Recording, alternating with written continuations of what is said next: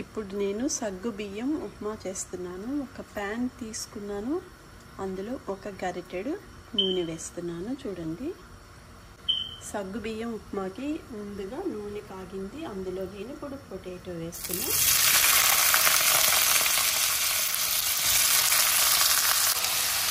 ఈ పొటాటో ఒక 10 నిమిషాలు చిన్న మంటలో వేగాలి.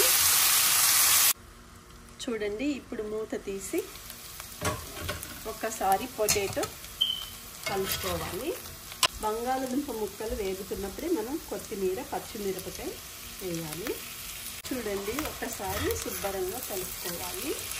పచ్చిమిరపకాయలు, కొత్తిమీర సగ్గుబియ్యం ఉప్మాలో వేస్తే చాలా బాగుంటుందన్నమాట. ఇప్పుడు సగ్గుబియ్యం వేస్తున్నాను. సగ్గుబియ్యము ఒక 2-3 అవర్స్ ముందు నానబెట్టుకున్నాను.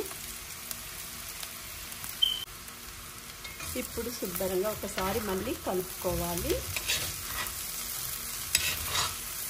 టేస్ట్కి సరిపడా సాల్ట్ వేస్తున్నాను. తరువాత పీనట్ పౌడర్ వేస్తున్నాను. సగ్గుబియ్యం ఉప్మా అంటేనే పీనట్ పౌడర్ వేయాలి.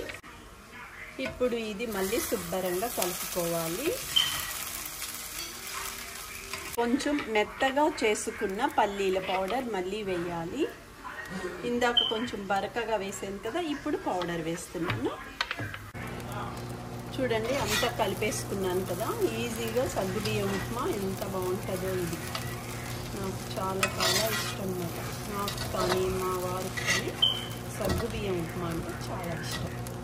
అందుకని ఇవాళ సాటర్డే కదా, సగ్గుబియ్యం ఉప్మా చేసాను. రెడీ. ఇప్పుడు సగ్గుబియ్యం ఉప్మా ఒక సర్వింగ్ బౌల్లో తీస్తున్నాను. చూడండి, రుచి రుచిగా సగ్గుబియ్యం ఉప్మా రెడీ అయిపోయింది. చూడండి, నా రెసిపీ ఎంత ఈజీగా చూపించానో మీకు. మీరు కూడా ఇవి ట్రై చేయండి.